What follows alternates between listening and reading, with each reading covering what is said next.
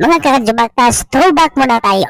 Balikan na naman natin ang mga nakaraang video ng Kongreso kung saan tila ba naging flip-top battle ang nangyaring hearing ng Kongreso kamakailan. Nagsimula ang gulo ng pinalagan ni Congresswoman Brosas, Congressman Manuel at Congresswoman Castro ang motion ni Congresswoman Garin na i-terminate ang budget hearing ng Office of the President.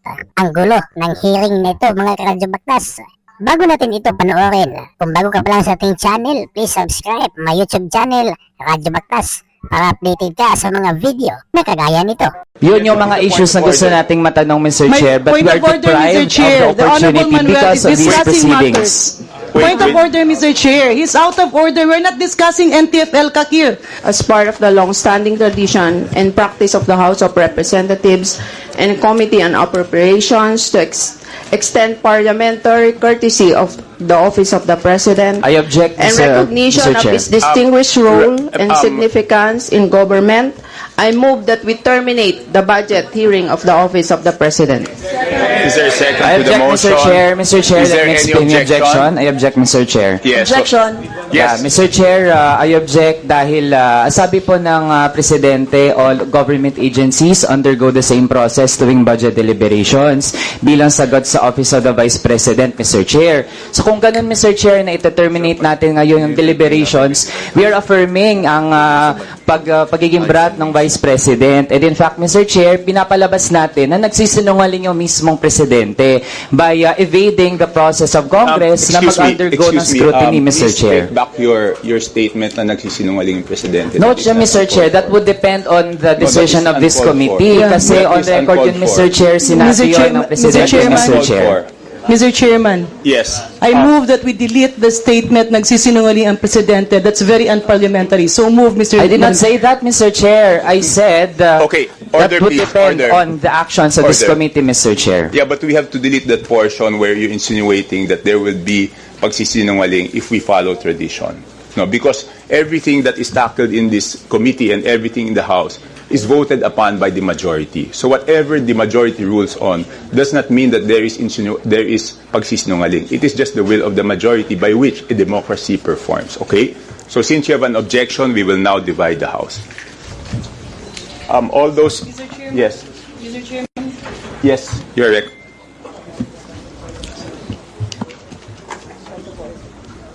Mr. Chair, Paki-off sandali. Mr. Mr. Chair. Chairman, there are two pending motions. So we are tackling the first motion, just to be clear. point of order, Mr. Chair. Yeah, one motion at a time. Thank you, Mr. Chair.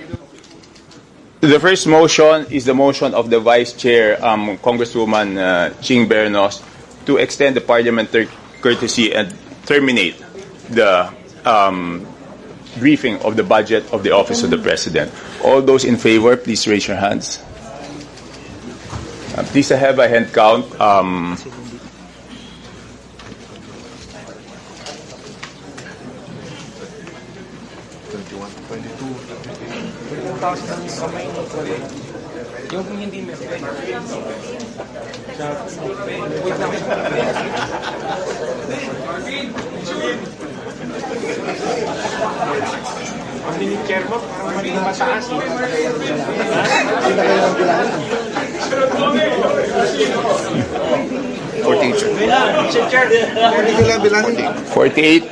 Forty-eight are in favor of the motion.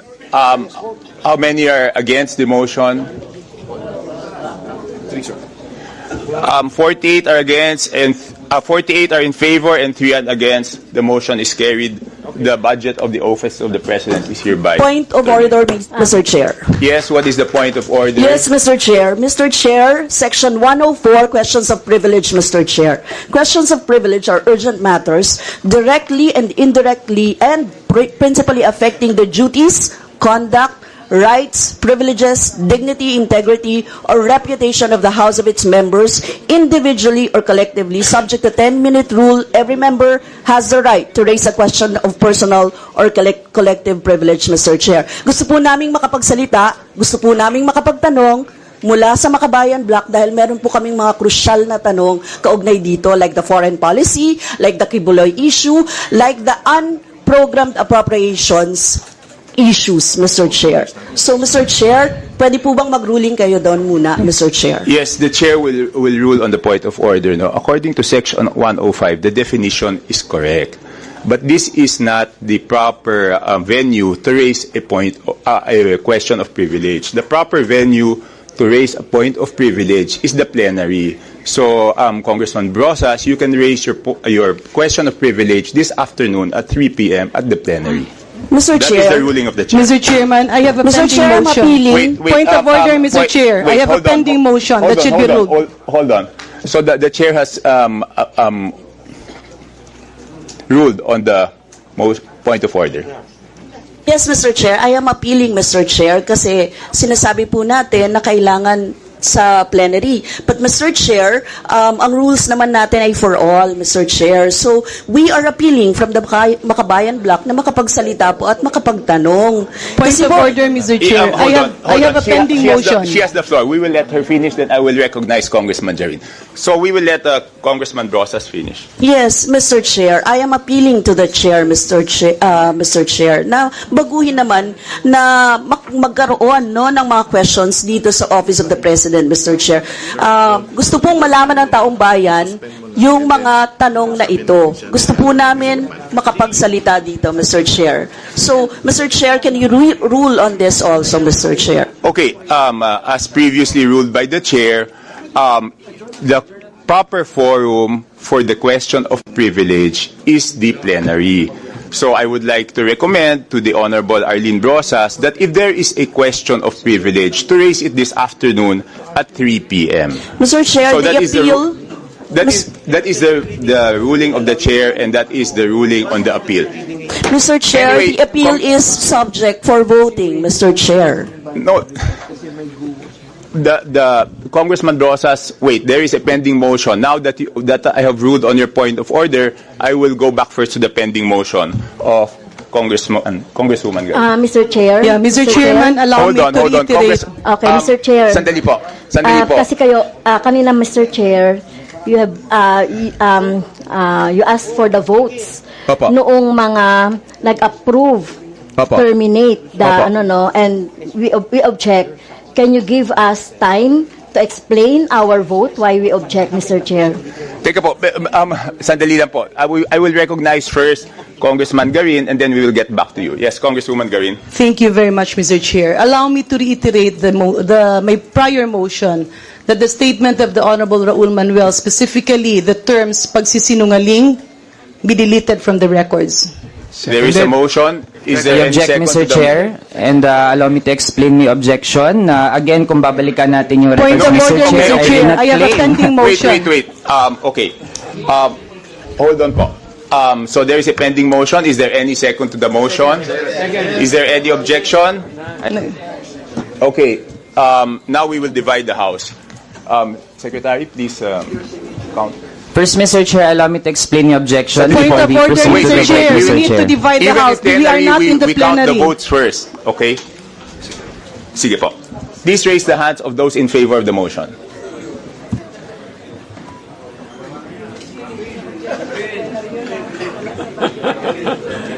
Yeah. Yesterday. Yeah. Yesterday. Kamalab.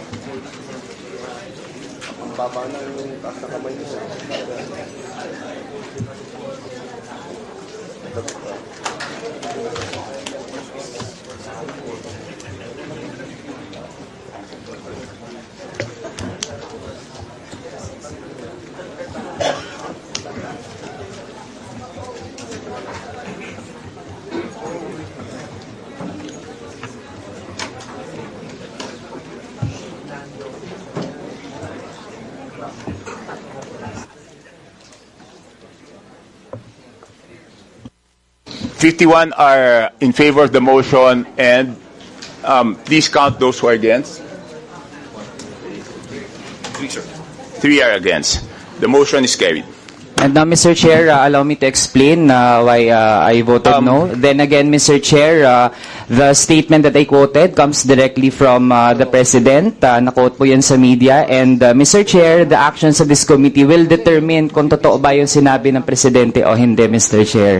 Again, we want all agencies to undergo the fair process. So supposedly naman, kung aprubahan din naman eventually yung budget, then dapat masagot lang po yung mga tanong, Mr. Chair. Point Ang of dami order, pong mga Mr. Chair. We have hinahanap already na mga decided sagot that is ng moot and academic. mamamayan, Mr. I Chair. therefore move. Wait, hold on.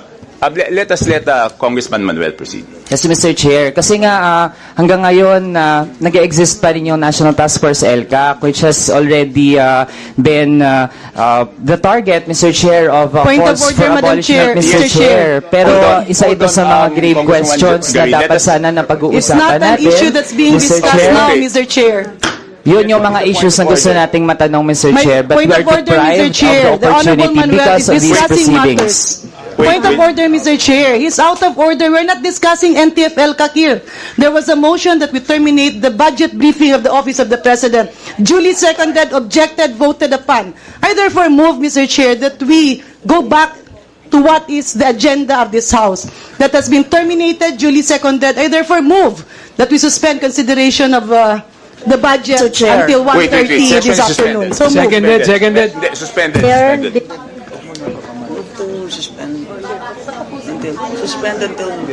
Suspend until 11. hindi kami mabigyan na... Sandali. Mr. Chair, so we object. Di ba sinabi ko kanina, meron akong motion that we object. Okay.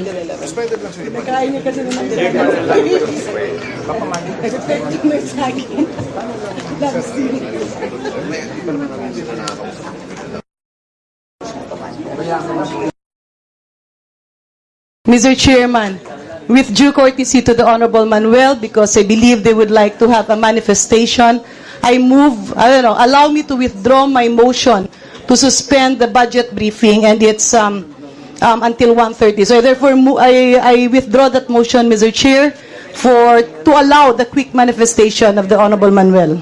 Yes, but before I allow the Honorable Manuel to make a quick manifestation, again, I will state that the statement of the Honorable Manuel, wherein he said something like the actions of the committee will reflect on the President, does not follow, because we are a co-equal branch of government, and the President cannot dictate on this committee or in each congressman the wills of each congressman.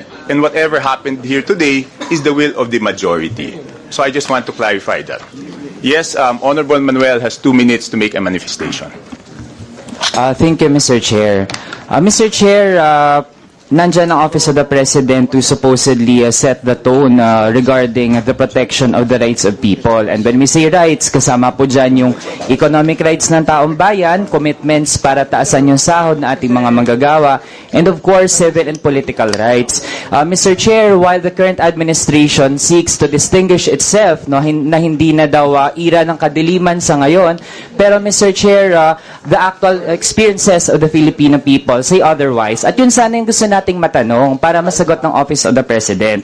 Why is it that from July 2022 to June 2024, Mr. Chair, ang dami pa ring violations, 42,000 victims ng forced evacuation, 105 victims ng extrajudicial killings, 75 victims ng frustrated EJK, 145 victims ng illegal arrest and detention, 63,000 victims ng indiscriminate firing, 44,000 victim ng bombings, and 3,400,000 victims of threat, harassment, and intimidation, Mr. Chair. Also, Mr. Chair, mas mabilis yung rate ngayon ng mga nagiging biktima ng enforced disappearances, yung mga desaparecidos under the current administration kaysa sa former administration, Mr. Chair. So if we did not grant parliamentary courtesy, supposedly, hindi masasandal ng ganito yung mga pinadala ng Office of the President, Mr. Chair. Kaya naman, once again, all of these, alam natin, coordinated po yan ng National Task Force LCAC, of which yung chair mismo ay ang presidente. At contrary sa sinasabing na-achieve na ng NTF-LCAC yung goals niya, Mr. Chair, nagdadag pa ng mga member agencies, namely CHED, DOST, tsaka Department of Migrant Workers, Mr. Chair. Kaya naman, hopefully, ito yung mga hinahanap ng taong bayan natin. Bakit ganito pa rin hanggang ngayon? Nasaan po ang pagbabago? At ito ang popondohan natin through the 2025 National Budget, Mr. Chair. Yun lang po. Salamat. Very much, Congressman Manuel. Congressman Brosas, will you make a manifestation? Yes, Mr. Chair. Mr. Chair, sabi ko nga kanina, we have crucial questions about the foreign policy, Mr. Chair. Very concerning po yung pagdikit ng gobyerno sa US sa kabila ng tumitinding girian sa West Philippine Sea. Yung pagdami ng EDCA bases, balikatan exercises, war-provoking missile systems sa Ilocos Norte, tapos yung Agreement for Cooperation in Peaceful Uses of Nuclear Energy o 123 Agreement. Parang ready sa gyera ang gobyerno o nanguupat. Mr. Chair, gusto rin naming matanong, will the government go after those who aided Kibuloy? Kasi kung matatandaan, sabi ni former President Duterte, alam daw niya kung nasaan si Kibuloy, pero secret lang daw. Si VP Sara Duterte, sabi niya, nasa langit daw. Obstruction of justice ito. Third, Mr. Chair, isinala nga natin ang Office of the Vice President dito, tapos ngayon nagbibigay ng courtesy sa Office of the President. Double standard dito.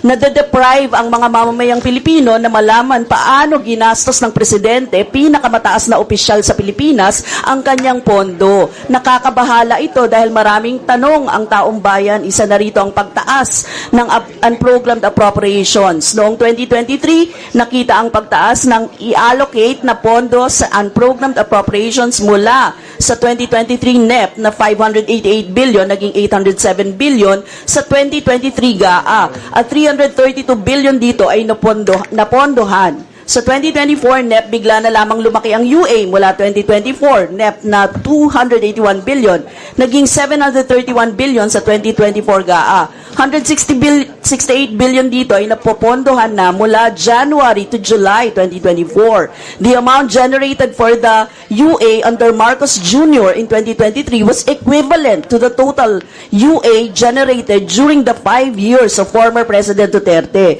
Dinagdag din ang GOCC excess funds bilang isa sa mga magpupuno ng UA. In-expand ang mode ng UA. Unang beses ito ginawa. Actually, wala ito sa 2024 NEP version. Dinagdag lamang sa Bicameral Conference Committee. Maharlika 2.0 ba ito? Sa 2024 UA provision, sinasabi na may top priority na paglalaanan ng unprogrammed funds. Pero nakalagay din sa UA provision na pwedeng i-modify ang order ng priority. Ibig sabihin, pwedeng unahin pondohan nang makokolekta sa UA ang infrastruktura, depende kung anong sabihin ng Presidente.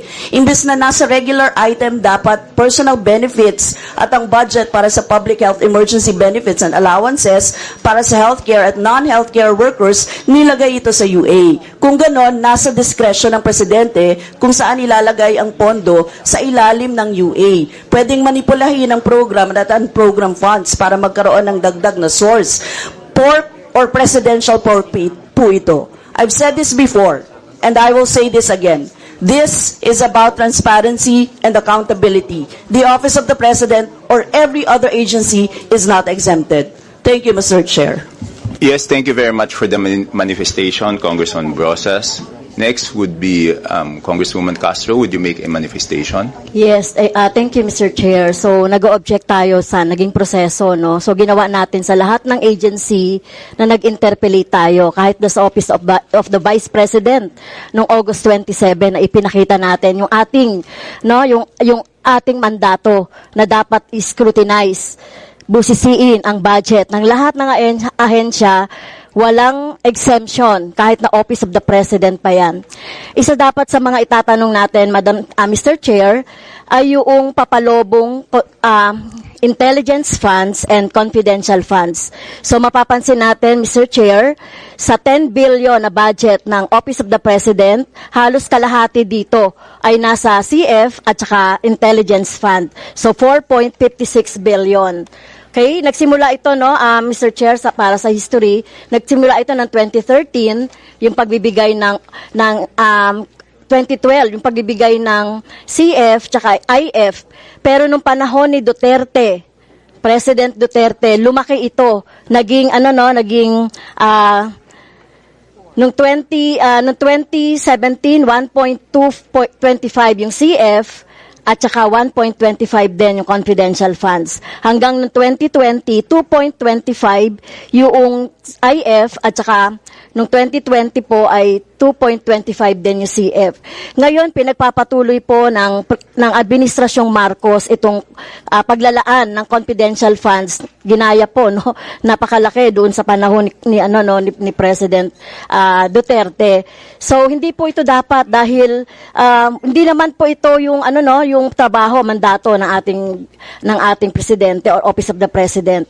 Last September 14, 2020, during the budget hearing of the Office of the President for the fiscal year 2021, Deputy ES for Internal Audit Bernardo said that the CIF of the OP was used on the following: Presidential Situation Room, National Anti-Money Laundering and Counter-Financing, National Cybersecurity Interagency Committee, Presidential Anti-Organized Crime, Philippine Center Anti-Terrorism Council, and National Coast Watch, etc. So kung titignan naman po natin, no, ito naman, wala naman po ditong national security na involved. Nasasabihin lang yung mga activities, programs na pinanggamitan noong CIF. Kaya pwede po no, matanong at masagot natin, meron bang mga naidagdag na mga activities dito na pwedeng malaman ng ating taong bayan, no?